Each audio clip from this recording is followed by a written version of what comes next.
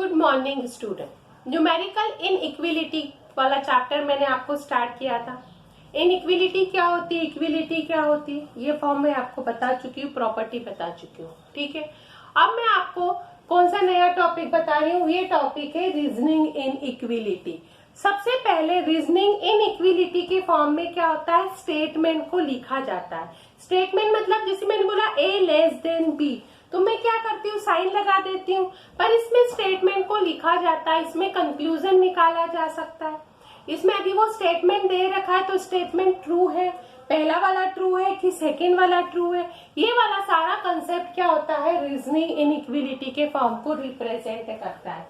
ठीक है, अब सबसे पहले रीजनिंग इन इक्विलिटी का फॉर्म क्या होता है।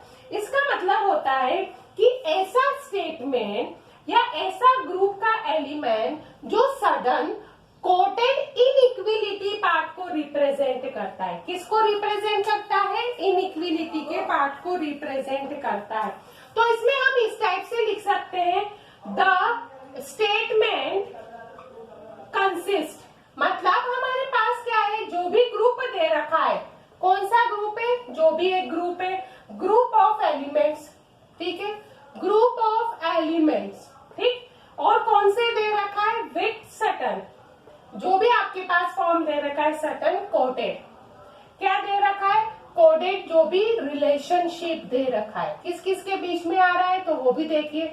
रिलेशनशिप डिनोट, क्या डिनोट होगा, denoted by less than, greater than, equal, less than equal to, greater than equal to is called a reasoning inequality के पार्ट को रिप्रेजेंट करता है। मतलब ऐसा स्टेटमेंट जो less than, greater than, equal, less than equal to और greater than equal to के relationship को डिनोट करता है, तो वो फॉर्म क्या कहलाता है, रीजनिंग इनइक्विलिटी के पार्ट को रिप्रेजेंट करता है। अब इसमें किस किस टाइप के साइन रिप्रेजेंट होते हैं। सबसे पहला फॉर्म ए लेस देन बी, इसका मीनिंग होता है ए इज लेस देन बी, इस टाइप से लिखा जाता है। ठीक है, ए ग्रेटर देन बी, तो ए किसके फॉर्म में आ रहा है, ये रिप्रेजेंट हो रहा है ग्रेटर देन बी के पार्ट से। ठीक है, अगला फॉर्म में ए इक्वल टू बी, तो यहाँ कौन सा पार्ट लगता है, इक्वल टू का पार्ट लग जाता है। लैंग्वेज के फॉर्म में देखा जाए तो इसको स्टेटमेंट कहते हैं या मीनिंग कह सकते हो आप। फिर आ रहा है ए नॉट इक्वल टू बी, तो इसको ऐसा लिख सकते हैं, A is either less than और ग्रेटर देन, नहीं ये लेस देन है और नहीं है क्या है, ग्रेटर देन है और नहीं है इक्वल के पार्ट को रिप्रेजेंट करता है। तो क्या कह सकते हैं, आइदर लेस देन और ग्रेटर देन। ठीक, अब यदि हमने लिखा है A less than equal to B, तो लिख सकते हैं ए इज लेस देन और इक्वल टू बी, और A greater than equal to B में ए यहाँ पर क्या आ जाएगा, greater than equal to B के कंसेप्ट के फॉर्म को रिप्रेजेंट करेगा। ये होता है, मतलब आपके पास जो रीजनिंग इनइक्विलिटी का कंसेप्ट दे रखा हुआ है ना, ये वैल्यू को यहाँ रिप्रेजेंट करता है, इसके स्टेटमेंट को लिखा जाता है। ये पार्ट यहाँ पर आप क्या कर सकते हो, रिप्रेजेंट कर सकते हो। ये वैल्यू आपको ध्यान रखना है, ये आपका स्टेटमेंट है, अच्छे से स्टेटमेंट को देख लीजिए। बस इसी के फॉर्म से आप वैल्यू को क्या कर सकते हो, रिप्रेजेंट कर सकते हो। अब कोई ज्यादा बड़ा पार्ट नहीं है, कोई वैल्यू नहीं है। हम पढ़ चुके हैं लेस देन क्या होती है, ग्रेटर देन का कंसेप्ट क्या रिप्रेजेंट होता है, तो यही तो वैल्यू यहाँ पर दे रखी है कि ग्रेटर देन मानो चाहे लेस देन का कंसेप्ट मानो, किसी भी वैल्यू को आप रिप्रेजेंट करो, बस उसको क्या करना है, स्टेटमेंट के थ्रू ही आपको रिप्रेजेंट करना है। ये वैल्यू दे रखा हुआ है। अब यदि हम देखा जाए तो जैसे लेस देन हो या ग्रेटर देन हो, लेस देन इक्वल टू हो या ग्रेटर देन इक्वल टू हो, और थर्ड कंसेप्ट तो ऑलरेडी इक्वल के ही कंसेप्ट के पार्ट को रिप्रेजेंट करता है। अब इस स्टेटमेंट में आपको स्टेटमेंट दे रखा है, तो आप क्या कंक्लूजन निकालोगे, ये वैल्यू अच्छे से देख लेना। हम एक शो कर रहे हैं, एक सिंपल सा पार्ट अच्छे से देख लो। जैसे यहाँ पर दे रखा है मेरा स्टेटमेंट, ठीक है, और मैं इसके अंदर क्या कंक्लूजन निकालूंगी। ठीक, पहला स्टेटमेंट दे रखा है ए बी से ग्रेटर देन है और सी से भी ग्रेटर देन है, A greater than B greater than C. ठीक, अगला पार्ट में A greater than B greater than equal to C, A equal to या सिंपल फॉर्म में A greater than equal to B greater than C, A equal to B greater than C, A greater than B equal to C. अब इसमें क्या conclusion है पहले समझ लेना अच्छे से। फॉर्म क्या है कि A greater than B greater than C, A greater than B greater than equal to C, A B से बड़ा है और सी से बड़ा भी है और इक्वल के पार्ट को भी रिप्रेजेंट कर सकता है। ए बी से बड़ा है और बी के इक्वल भी हो सकता है और सी से बड़ा हो जाएगा। ए बी के इक्वल है और ग्रेटर देन सी के पार्ट को रिप्रेजेंट कर रखा है। तो सिंपल फॉर्म में कि ए तो greater than B greater than C, A greater than B greater than equal to C, A greater than equal to B greater than C. ठीक, और ए इक्वल टू बी है, ए बी के equal है और greater than सी भी है, A B से बड़ा है और सी के इक्वल दे रखा हुआ है। इसका मतलब है कि आपके पास लास्ट में जो कंक्लूजन निकलेगा वो कंक्लूजन किन किन के बीच में निकल रहा है अच्छे से देखना। ये ए भी दे रखा है, बी भी दे रखा है, सी भी। यहाँ पर कौन सा कंसेप्ट दे दिया है, ए प्लस बी सी के इक्वल है या बड़ा है, फिर ए बी से भी बड़ा हो गया, इक्वल भी हो गया, और ए बी के इक्वल है, मतलब सब इक्वल के पोर्शन में दे रखा है। बट ए और सी का कंसेप्ट अच्छे से देख लेना कि ए और सी में रिलेशन बनेगा, बी के पार्ट से नहीं बनेगा। वो बनेगा कि ए सी से क्या हो गया है, बड़ा हो गया है। इतने स्टेटमेंट के थ्रू हम क्या कंक्लूजन निकाल रहे हैं कि ए बी से क्या हो गया है, ग्रेटर, ए सी से ग्रेटर देन के कंसेप्ट को रिप्रेजेंट कर रखा है। बी तो बता चुके हैं कि इक्वल भी है, ग्रेटर देन भी है। तो लास्ट का जो कंक्लूजन निकलेगा वो किन के बीच में निकलेगा, सी और ए के बीच में निकलेगा। ठीक, यदि स्टेटमेंट की कैटेगरी इस टाइप से दे रखी हो, जैसे A less than B less than C, ठीक, A less than B less than equal to C, A less than equal to B less than C, A equal to B less than C, A less than B equal to C. ठीक, मतलब ए छोटा है B से, B छोटा है C से, हो गया काम खत्म, है ना। उसके बाद बोल रखा है कि दोनों में से ए लेस देन बी है और सी के क्या दे रखा है, वो इक्वल के कंसेप्ट को रिप्रेजेंट कर रखा है। यदि ए छोटा है या इक्वल है बी से तो ये वाला क्या हो जाएगा, सी से तो छोटा ही हो जाएगा। तो आप सिंपल सा कंक्लूजन यहाँ पर निकाल सकते हैं कि ए सी से क्या होगा, छोटा होगा। तो ये स्टेटमेंट को देखकर कंक्लूजन आपको निकालना है। तो यही होता है आपके पास सिंपल पार्ट में देखा जाए तो रीजनिंग इनइक्विलिटी के कंसेप्ट को रिप्रेजेंट करता है। ठीक है, यदि स्टेटमेंट का फॉर्म आप यहाँ पर चेंज कर दे, ठीक है, यही मैंने स्टेटमेंट कर दिया, यही कंक्लूजन कर दिया है। और हम ले लेते हैं इसमें पार्ट के पोर्शन में, मैंने क्या ले रखा है कि A greater than B greater than C है, या ए इक्वल टू बी है ग्रेटर देन सी है, या A greater than equal to B equal to C का पोर्शन। ठीक है, मतलब ए बड़ा और इक्वल है बी से और बड़ा और इक्वल है सी से, बी और सी दोनों फॉर्म आ गया। ए बी के इक्वल भी है और सी से बड़ा है और इक्वल भी है। ठीक है, ए बी से इक्वल भी है और बड़ा भी है और सी के तो इक्वल ही दे रखा है। इसका मतलब है कि इसमें सिंपल सा कंक्लूजन ये आ सकता है कि ए सी के क्या आएगा, इक्वल आ सकता है। या हम ये भी लिख सकते हैं कि A greater than equal to C का कंसेप्ट आ सकता है, या हम ये भी लिख सकते हैं कि ए सी से क्या होगा, बड़ा हो सकता है। यदि तीनों कंक्लूजन आपने लिख भी दिए कोई भी, तो आपके पास फॉर्म क्या रिप्रेजेंट होगा, सही फॉर्म रिप्रेजेंट हो जाएगा। यदि स्टेटमेंट की कैटेगरी इसमें और देख लो, दे रखा है कि ए बी से छोटा है या इक्वल है सी से, A less than equal to B less than equal to C, A equal to तो बी है, less than equal to C है या A less than equal to B equal to C है, तो concept क्या आ जाएगा? ये आ जाएगा कि ए सी से बड़ा भी होगा, छोटा भी हो सकता है, लेस देन इक्वल टू सी के कंसेप्ट को भी रिप्रेजेंट कर सकता है। ठीक है, तो ये आपके पास मैंने सारे केसेस बता दिए, ग्रेटर देन वाला भी, लेस देन वाला भी और इक्वल टू का कंसेप्ट भी रिप्रेजेंट कर दिया है। यदि आपके पास नो कंक्लूजन, एक भी आंसर नहीं निकले, तो केस कैसे बनेंगे?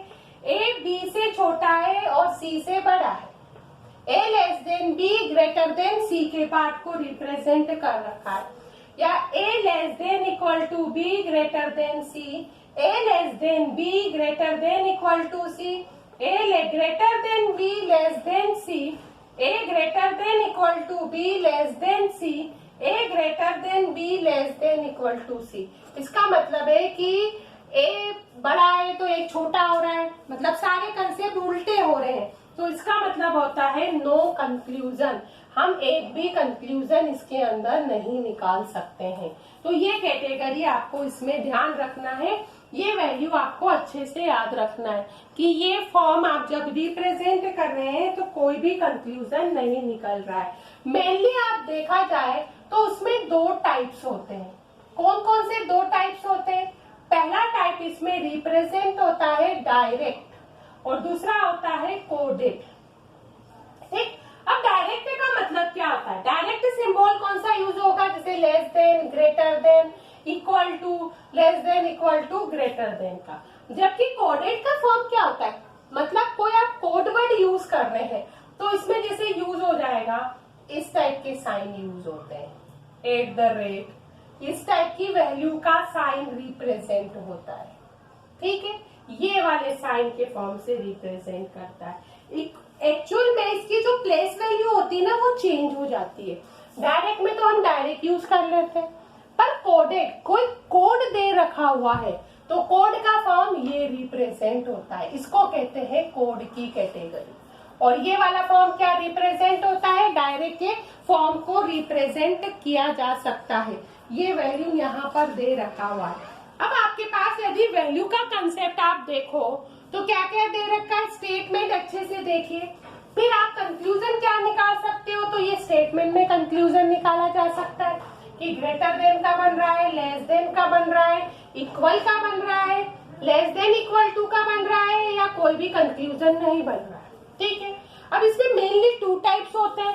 पहला डायरेक्ट है, डायरेक्ट में मतलब ये वैल्यू रिप्रेजेंट कर रखी है। कोडेड का मतलब होता है कि कोई भी साइन इसमें क्या करना है, कोडेड के पार्ट को ही रिप्रेजेंट कर सकता है। ये वैल्यू यहाँ पर दे रखी है, ये चीज आपको अच्छे से ध्यान रखना है कि जब आपके पास यहाँ पर कोई कोडेड फॉर्म दे रखा है, हम देखते हैं मोबाइल में भी देखते हैं या फिर हम सिंपल से किसी चीज में लिखते हैं, तो हम क्या करते हैं, कहीं चीजें पूरा ना लिखते हुए उसका कोड वर्ड लिख देते हैं, जिससे समझ में आ जाता है कि इसका मीन यही होता है। तो यहाँ पर भी क्या होता है, कोडेड ही तो फॉर्म दे रखा है, क्या कोड मतलब क्या फॉर्म से रिप्रेजेंट कर रखे, कोई एट द रेट दे रखा है, कोई डॉलर के साइन को रिप्रेजेंट कर रखा है। तो ये जो वैल्यू दे रखी है ना कि भाई डॉलर के फॉर्म है, या आपके पास नेट का फॉर्म रिप्रेजेंट कर रखा है, जैसे आप ईमेल एड्रेस में एट द रेट के फॉर्म को रिप्रेजेंट ही करते हैं, तो यहाँ वैल्यू आपके पास दे रखी है कि आप किस टाइप से रिप्रेजेंट यहाँ पे किया जा सकता है। जैसे सिंपल सा एक क्वेश्चन देखो, इसमें क्वेश्चन अच्छे से देख लेना, सुन लेना कि in which the following one statement has been following the two conclusion, दो कंक्लूजन निकालना है। Find which the given conclusion is true, कौन सा कंक्लूजन ट्रू है और कौन सा नहीं है। पहला स्टेटमेंट देखो, ये स्टेटमेंट यहाँ पर क्या दे रखा है, स्टेटमेंट है B less than equal to D greater than E less than equal to A equal to F greater than C. ठीक है, अब इसमें कंक्लूजन दो दे दिए कि कौन सा सही है और कौन सा गलत निकल रखा है। तो ये आ गया, फर्स्ट वाले में E is less than F, second वाले में है E equal to F। Question अच्छे से देख लो स्टेटमेंट में कि B छोटा है या इक्वल है D से और ग्रेटर देन है E से और लेस देन से, तो ए क्या हो जाएगा, एफ के इक्वल है या सी से बड़ा है। तो हम कंक्लूजन क्या निकालते हैं। अब इसमें कंक्लूजन की कैटेगरी देखो। पहला कंक्लूजन हम क्या बताएंगे इसके अंदर। पहला कंक्लूजन में since both of conclusion is relating, किसके रिलेटिंग आ रही है, ये रिलेटिंग आ रही है आपके पास ई एंड एफ से, क्योंकि वही है ई एंड एफ से रिलेटेड आ रहा है। तो हम फोकस क्या करेंगे, सबसे पहला स्टेटमेंट देखो। पहला स्टेटमेंट में फोकस क्या करेंगे या कंटेन करेंगे, पहली कैटेगरी देखो कि E less than equal to ए और किसके इक्वल है, एफ के, कि ई क्या हो जाएगा, ए से छोटा है या इक्वल है या ए के एफ के इक्वल दे रखा हुआ है। इसका मतलब है कि मेरा जो कंक्लूजन है वो क्या निकल सकता है, वो कंक्लूजन निकल सकता है कि E less than equal to F हो सकता है, मतलब ई एफ से छोटा हो सकता है या ई एफ से क्या हो सकता है, बराबर हो सकता है। मेरा कंक्लूजन ये दो कैटेगरी के फॉर्म में दे रखा हुआ है, मतलब नाइदर कंक्लूजन 1 इज ट्रू और कंक्लूजन सेकंड इज ट्रू। तो इसमें क्या आप बता सकते हो, हेंस कर सकते हो, प्रूव कर सकते हो कि नाइदर कंक्लूजन क्या हो गया, 1 इज ट्रू, न ट्रू होगा और न ही में सेकेंड वाले पार्ट में होगा।